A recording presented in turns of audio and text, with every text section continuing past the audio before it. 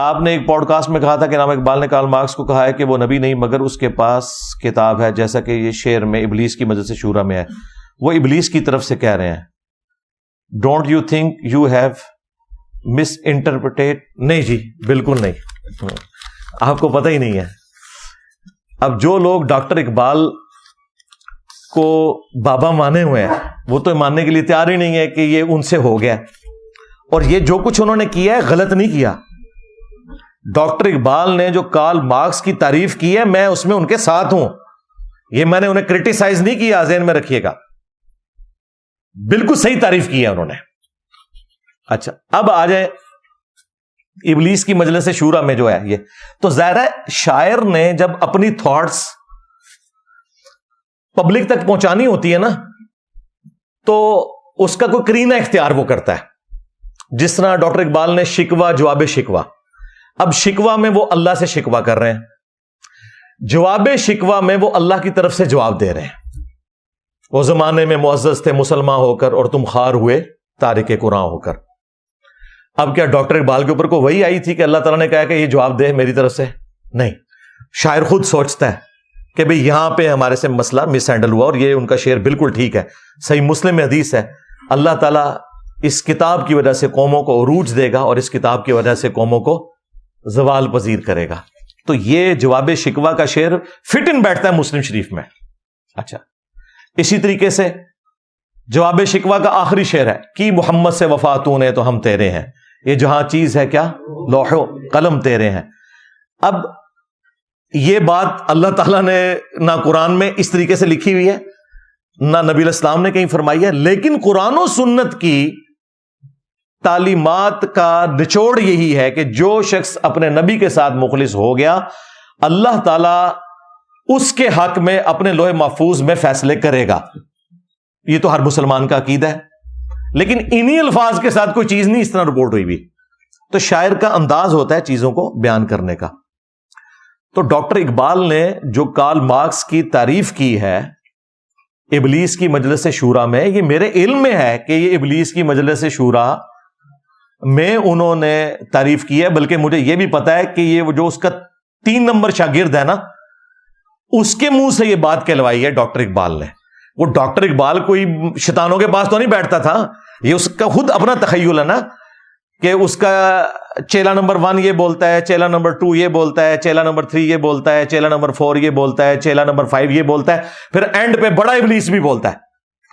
تو یہ کہیں ڈاکٹر اقبال وہاں بیٹھے ہوئے تھے اور انہوں نے کوئی ویڈیو ریکارڈ کی ہے؟ نہیں، یہ ڈاکٹر اقبال کا اپنا تخیل ہے جس میں انہوں نے اس دور کے اندر ایک چیز کو پریزنٹ کیا.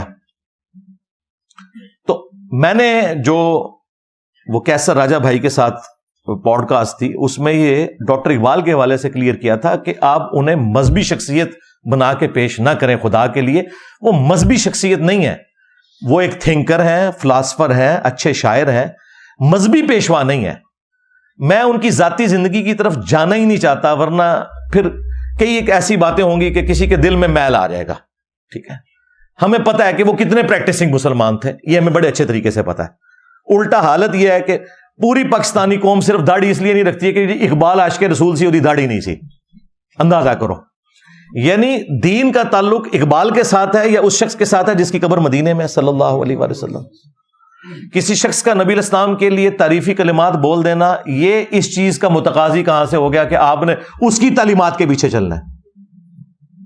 نبی علیہ السلام کی شان میں تو غیر مسلموں نے بھی بکس لکھی ہیں، شاعری کی ہے. تو یہ تو نہیں کہ آپ نے ان کو فالو کرنا ہے، بلکہ آپ اچھی بات ان کی طرف سے ایک کوٹ کرتے ہیں کہ جی انہوں نے بھی تعریف کی. تو ڈاکٹر اقبال ایکسٹراڈنری پرسنالٹی تھے، مذہبی پیشوا نہیں تھے. یہ لادہ بات ہے کہ ان کے نام کے ساتھ علامہ اقبال لکھا جاتا ہے. میں مولویوں سے پوچھتا ہوں تم لوگ انجینئر صاحب سے تو ڈگری مانگتے ہو، ڈاکٹر اقبال کے پاس کون سی مدرسے کی ڈگری ہے؟ اسے تو آپ علامہ اقبال کہتے ہو. یہ میں پھکی کے طور پہ کہہ رہا ہوں. میں تو انہیں علامہ سے بھی بڑی چیز مانتا ہوں جو ان کی کنٹریبیوشن ہے. لیکن پھر یہ آپ کو کیا بتائیں گے؟ نہیں جی اچھی بات جس کی بھی ہے لے لینی چاہیے. ہاں یہی تو بات ہم آپ کو سمجھا رہے تھے نا، ڈگریوں کو بعد میں دیکھیں. علامہ اقبال بھائی کسی مدرسے کی ڈگری ہے، وہ ڈاکٹر اقبال ہیں، ڈاکٹریٹ انہوں نے کی ہے. گوروں سے علم حاصل کیا ہے، اجمیر شریف سے، بغداد شریف سے انہوں نے کوئی علم حاصل نہیں کیا، اور وہ اس بڑے لیول پہ جو پہنچے ہیں وہ مسلمانوں کے معاشرے کی آؤٹ پٹ نہیں تھے، یہ ذہن میں رکھیے گا۔ ڈاکٹر اقبال کا اگر ایکسپوئر یورپ کے ساتھ نہ ہوتا تو اتنی بڑی پرسنالٹی وہ کبھی بھی نہ بنتے۔ اس زمانے میں جرمنی تو ایک سمجھ لے ایک گڑھ تھا، اس اعتبار سے کہ بڑے بڑے فلاسفرز وہاں پہ پیدا ہوئے، اور ظاہر ہے وہ ان کی بکس بھی پڑھتے تھے، پھر انہوں نے ڈاکٹریٹ بھی کی، ان کے ٹیچرز میں بھی بڑے بڑے کوالیفائڈ لوگ تھے، اور انہوں نے ان چیزوں کو پھر امپلیمنٹ کیا اور بڑے اچھے انداز میں۔ جس طرح آپ دیکھیں میری تعلیم تو ساری میکینیکل انجینئرنگ کی ہے، اسلام تو میرا شوق تھا الحمدللہ، میں نے تمام علماء کی کتابیں پڑھی، تمام فرقوں کے علماء کو سنا، پھر کاؤنٹر ویریفائی کیا بکس کے ساتھ، اور پھر میں نے ایک آپٹیمل سولوشن پبلک کے سامنے رکھا۔ تو آج بڑے بڑے علماء بھی فیل ہیں، کہتے ہیں انجینئر کہاں سے چیزیں نکالتا ہے؟ بھئی وہاں سے نکالتا ہے جہاں سے آپ کو نکال کے بتانی چاہیے تھی، جو لوگ تنخواہیں کھا رہے تھے اس چیز کی۔ ہماری مثال اس شخص کی سی ہے جو آپ کو آ کے بتاتا ہے کہ دیکھو قرآن میں سورہ البقرہ کی آیت نمبر 279 میں لکھا ہے جو سود کھاتا ہے اللہ اور اس کے رسول کا اعلان جنگ ہے اس کے خلاف، عز وجل وصلی اللہ علیہ وآلہ وسلم۔ اب آپ ہم سے یہ نہ پوچھیں کہ آپ کی ڈگری کہاں ہے، آپ سورہ بقرہ کی آیت نمبر 279 پڑھ لیں، اگر نکل آئے تو مان لیں، اور آپ کہیں نہیں لکھی تو یہ، لیکن چونکہ تیرے پاس ڈگری نہیں، میں نے یہ آیت بھی نہیں ماننی، تو بھئی آپ کافر ہو جائیں گے۔ اور پھر ڈگری کی اوقات یہ ہے کہ بریلویوں کی ڈگری دیوبندی نہیں مانتے۔ ہاں، کیا دیوبندی عوام الناس ڈاکٹر طاہر القادری کو عالم مانتی ہے؟ وہ کہتے ہیں دجال ہے، الیاس قادری دجال ہے۔ تمہارا جاہل بھی دوسرے فرقے کے عالم کو کہتا ہے گمراہ، یعنی اس کا مطلب ہے تمہارا جاہل بھی اتنا بڑا عالم ہے کہ دوسرے فرقے کے عالم کو بھی گمراہ سمجھتا ہے۔ اے ٹوٹل تہاڈی کتے دی بھی اوقات تہاڈی ڈگری دی نہیں جے بچدی۔ اے جو ڈگری دی گل کرے نا کوئی دیوبندی تو ان کو ہاں اس لیے میں ڈاکٹر طاہر القادری صاحب کو فالو کرتا ہوں، تو سیدھے ہی دیکھو الٹی کرے گا، اس ٹائم کہے گا وہ تو گمراہ ہے۔ اور اگر کوئی بریلوی بات کر رہا ہوں نا ڈگری کی، تو آپ کے میں اس لیے طارق جمیل صاحب کو فالو کرتا ہوں، کہے گا وہ تو ہے گمراہ ہے۔ اے ٹوٹل اوقات جے نہ ڈگری دی۔ اور ہماری ڈگری کیا ہے قرآن میں؟ کنتم خیر امۃ اخرجت للناس تأمرون بالمعروف وتنہون عن المنکر وتؤمنون باللہ۔ تم پوری امت بہترین امت ہو جو لوگوں کے نفع کے لیے نکالی گئی، نیکی کا حکم دیتے ہو اور برائی سے روکتے ہو۔ اور اسی چیز کو نبی علیہ السلام نے صحیح بخاری میں بیان کیا ہے، بلغوا عنی ولو آیا، پہنچا دو میری طرف سے خواہ ایک آیت ہی تمہیں آتی ہو۔ ایک آیت جس کو آتی ہوگی وہ ڈگری والا عالم ہوگا، مجھے بتائیں بھئی جتنا علم آتا ہے وہ سکھائیں۔ علم دین حاصل کرنا ہر مسلمان مرد و عورت کے اوپر فرض ہے نا۔ کہتے ہیں جی وہ دیکھیں جی ڈاکٹر کی ڈگری جس کے پاس ہوگی اسی سے آپ آپریشن کروائیں گے۔ او بھائی میں آپ کا آپریشن کرنے کے لیے یہاں نہیں بیٹھا ہوا، لہذا بات ہے کہ میں نے آپ کے بزرگوں کے بھی آپریشن کر دیے اللہ کے فضل سے۔ تو بات یہ ہے کہ ڈاکٹر انجینئر کی مثال دینا اس لیے غلط ہے کہ وہ ہر بندے پہ بننا واجب نہیں ہے، لیکن علم دین ہر بندے کے اوپر واجب ہے، خواہ وہ ڈاکٹر ہے، انجینئر ہے، عالم ہے، جاہل ہے۔ اتنا علم حاصل کرنا اس کے اوپر واجب ہے جس سے وہ اپنی 24 گھنٹے کی زندگی گزار سکے۔ میرا تو یہ دعویٰ ہے کہ ہر مسلمان ہی عالم ہے، اگر مسلمان عالم نہیں ہے نا تو مسلمان ہی نہیں ہے۔ جس کے پاس نماز کا علم ہے نماز کا عالم ہے، جس کے پاس وضو کا علم ہے وضو کا عالم ہے۔ آپ کہتے ہیں نہیں سارا تو تھوڑے مفتی کو بھی کوئی نہیں۔ ہاں 1000 سے زیادہ آیات سائنٹیفک فیکٹس کے اوپر ہے، اور تمہارے علماء کو تو سائنس کی الف بے نہیں آتی ہے۔ وہاں پہ پھر آپ کہتے ہیں نہیں وہ قرآن میں لکھا ہے فَاسْأَلُوا أَهْلَ الذِّكْرِ إِن كُنتُمْ لَا تَعْلَمُونَ، اگر تمہیں علم نہ ہو تو اہل ذکر سے پوچھو۔ ایسٹرونومی کی باتیں قرآن میں ایک ایسٹرونومی کی فیلڈ کے بندے سے پوچھیں گے، ایمبریولوجی کی باتیں جو ہیں ایک ایمبریولوجی کی فیلڈ کے بندے سے پوچھیں گے، باٹنی کی باتیں اس فیلڈ کے بندے سے پوچھیں گے، یہی کہتے ہیں نا۔ تو بھائی اسی طریقے سے علماء نے بھی صرف نکاح طلاق اس طرح کے مسائل بتانے ہیں، باقی پورے قرآن اور حدیث کے عالم تو علماء بھی نہیں ہیں۔ تو کیا ہم نے کبھی کہا یہ علماء جاہل ہیں؟ وہ تو ان کی حرکتوں کی وجہ سے کہتے ہیں نا، یعنی چشتی رسول اللہ اشرف علی رسول اللہ علیہ مسئلے کہتے ہیں نا سی،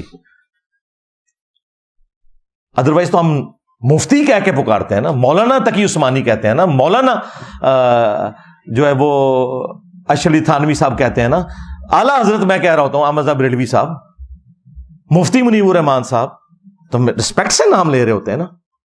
تو اگر آپ کے ہر چیز کے علم تو ان کے پاس بھی نہیں ہے، تو اس طریقے سے کوئی ڈگری والے معاملات کو لے کے چلنا۔ تو ڈاکٹر اقبال سے بات شروع ہوئی تھی، تو ڈاکٹر اقبال اگر کوئی بات قرآن و سنت کے مطابق کریں وہ آپ ضرور لے لیں، ڈاکٹر اقبال تو بڑی پرسنالٹی ہیں. صحیح بخاری میں حدیث ہے, شیطان نے انسانی شکل میں آ کے آیت الکرسی کا وظیفہ دیا تھا. نبی علیہ السلام نے فرمایا اے ابو ہریرہ 3 راتوں سے جو تیرے پاس آ رہا ہے نا وہ شیطان ہے. لیکن بات اس نے سچی کی ہے کہ جو رات کو آیت الکرسی پڑھ کے سو جائے صبح تک ایک اللہ تعالیٰ فرشتہ اس پہ مامور کر دیتا ہے جو اس کی حفاظت کرتا ہے. تو ہمیں تو اسلام نے یہ کہا کہ شیطان کی بھی سچی بات کی تصدیق کرنی ہے. جامع ترمذی میں ایک حدیث ہے, اسے سپورٹو ابن عباس کا قول بھی شیخ زبیر صاحب نے مشکات المصابیح میں نقل کیا ہے کہ حکمت مؤمن کی گم شدہ میراث ہے, جہاں سے بھی ملے حاصل کر لو, جہاں سے مرضی حاصل کرو, جہاں سے اچھی بات ملتی ہے آپ اس کو حاصل کریں, یہ آپ کا رائٹ ہے, آپ بالکل حاصل کریں. لیکن آپ یہ قدغن اگر لگائیں گے فلاں کی بات سننی ہے فلاں کی نہیں سننی, تو یہ پھر اس کا کوئی اینڈ نہیں, کیونکہ دوسرے بھی آپ کے بارے میں یہی سمجھتے ہیں کہ آپ کی بات نہیں سننی چاہیے. آپ اوپن رکھیں, آپ کے علمی دلائل میں دیکھیں, جو بندہ قرآن و سنت کے مطابق بات کرے. اسی لیے دیکھیں میرے سوا آج تک کوئی عالم ایسا نہیں ہے جو کہ سب کو سنو, میں واحد بندہ ہوں, دی اونلی ون ابھی تک. اور میری ضد بھی آ کے تسی تھوڑی جرت کر لو, ایک کہہ دو, میری ضد میں آ کے بھی کبھی نہیں کہیں گے کہ سب کو سنو. تو مجھے کیوں نہیں فکر ہے, میں تو کہتا ہوں ان کو سنو, مجھے پتا ہے کہ سنو گے تو میمز ہی بناؤ گے, کیونکہ یہ تو قرآن و سنت تو میں نہیں بتائیں گے, ہم نے آپ کو قرآن و سنت بتانے. ہم اپنے دین کے اوپر اتنے محکم ہیں اور ان دلائل کو اتنا محکم سمجھتے ہیں, ہمیں پتا ہے ہمیں کوئی خطرہ نہیں. انہیں خطرہ ہے کہ جو انجینئر کو سنے گا ساڑھے بابیا تو گیا. تو ڈاکٹر اقبال کی میں نے تعریف اسی لیے کی تھی کہ ان میں حوصلہ تھا, لیکن ایک میں نے ان کی کمزوری اس حوالے سے ہائی لائٹ کی تھی کہ وہ متاثر ہوتے تھے, اس میں کوئی شک نہیں. وہ صوفیاء سے بھی بہت متاثر رہے. شیخ احمد سرندی کے بارے میں انہوں نے پوری نظم لکھ دی, حاضر ہوا میں شیخ مجدد کی لحد پر, اور پھر وہ اس کے بعد انہوں نے ان کی تعریف میں کیا کیا, ان کی قبر کے بارے میں بھی اشعار کہہ دیے, ٹھیک ہے. اور وہ مطلب متاثر ہوتے تھے, لیکن جب ان کو غصہ آیا ہوتا تھا صوفیاء پہ, پھر وہ یہ بھی کہتے تھے نکل کر خانقاہوں سے ادا کر رسم شبیری. تو وہ ہر طرف جو اچھی چیز وہ دیکھتے تھے, ہم حسن ظن رکھتے ہیں جو اچھی چیز تھی وہ تعریف کرتے ہوں گے, اور جب ان کو کوئی چیز بری نظر آتی ہوگی تو انکار کر دیتے ہوں گے. تو کارل مارکس کے حوالے سے بھی جو میں نے بات کی تھی, وہ انہوں نے تعریفی کلمات, وہ چیلا نمبر 3 نے جو بات کی ہے, وہ چیلا نمبر 3 نے آ کے ڈاکٹر اقبال کے کان میں بات نہیں ڈالی ہے, یہ ڈاکٹر اقبال کا تخیل ہے. اچھا, وہ کہتے ہیں نہیں, وہ چونکہ شیطان کی بات انہوں نے کوٹ کی ہے اس لیے وہ ان کے کھاتے میں آپ نہ ڈالیں. تو پھر پھکا لے لیں, اسی ابلیس کی مجلس شورا کے اینڈ پہ جا کے پھر بڑا شیطان میدان عمل میں اترتا ہے, اور وہ نبی علیہ السلام کے لیے تعریفی کلمات کہتا ہے, اور وہ کہتا ہے کہ اپنے چیلوں سے کہ خیال رکھنا ہے کہ انسانیت نبی علیہ السلام کی تعلیمات سے کہیں بہرہ مند نہ ہو جائے, ادروائز ہمارا سارے کے سارا مشن فلاپ ہو جائے گا. تو پھر یہ بھی کہو کہ یہ بھی ابلیس نے کہا ہے, اور تمہارا عقیدہ بالکل اس کے اپوزٹ ہے. کیا بڑا پھکا دیتا ہے میں.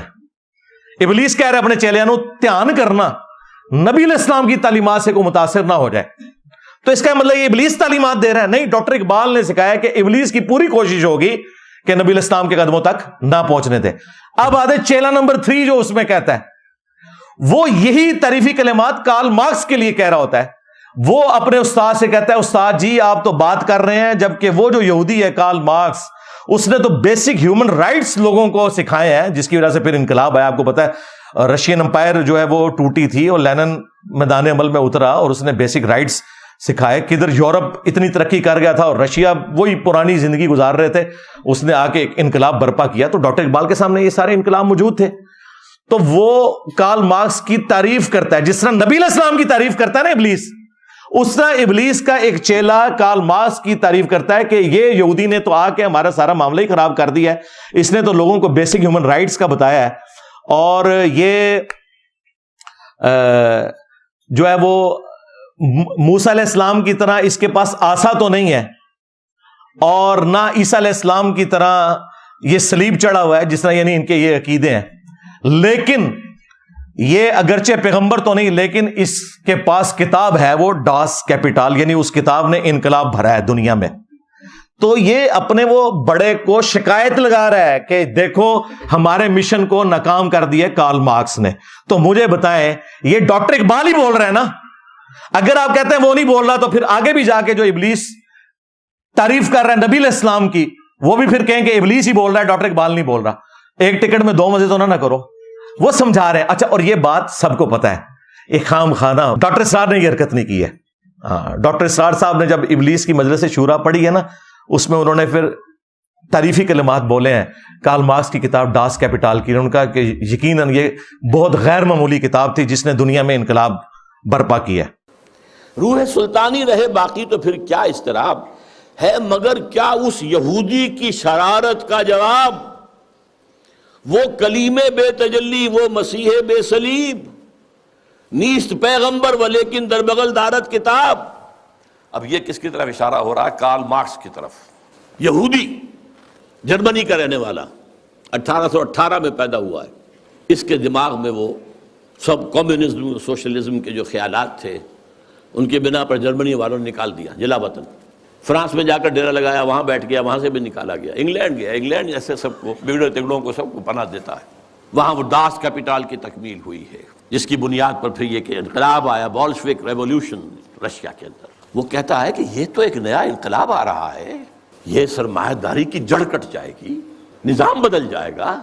ہم نے جو بھی شیطنت کے پنجے جس طرح کا شکل میں گاڑے ہیں ان میں سے ایک بڑا پنجہ وہ بھی ہے.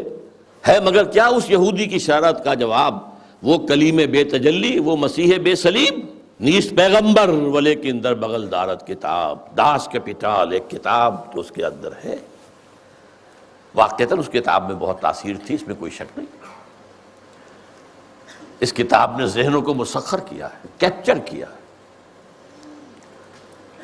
موٹیویٹ کیا ہے. داس کیپیٹال ایک کتاب تو اس کے اندر ہے. واقعتاً اس کتاب میں بہت تاثیر تھی، اس میں کوئی شک نہیں. اس کتاب نے ذہنوں کو مسخر کیا ہے، کیپچر کیا ہے، موٹیویٹ کیا ہے. نیست پیغمبر ولیکن در بغل دارت کتاب. کیا بتاؤں کیا ہے کافر کی نگاہ پردہ سوز، مشرق و مغرب کی قوموں کے لیے روز حساب. اس سے بڑھ کر اور کیا ہوگا طبیعت کا فساد، توڑ دی بندوں نے آقاؤں کے خیموں کی تناب. یہ تو دنیا زیر و زبر ہو رہی ہے. یہ آقا اور یہ جو بندے تھے جن کو تقدیر کا سبق ہم نے سکھا رکھا تھا، جن کو وہ بھی جو اپنے حالات کے اندر جو تھے وہ مست تھے، یہ اٹھ کھڑے ہوئے ہیں، فساد برپا کر دیا ہے، آقاؤں کے خیموں کی تنابیں توڑ رہے ہیں. تو اس کا کیا جواب ہے؟ یہ تو ایک بہت بڑا فتنہ ہے جو ہمارے لیے ابلیسیت کے لیے. یہ تو ایک بہت بڑا فتنہ ہے جو ہمارے لیے ابلیسیت کے لیے. یہ تو ایک بہت بڑا فتنہ ہے جو ہمارے لیے ابلیسیت کے لیے. اور آج تک انقلاب دیکھیں، آدھی سے زیادہ دنیا اسی انقلاب پہ ہے.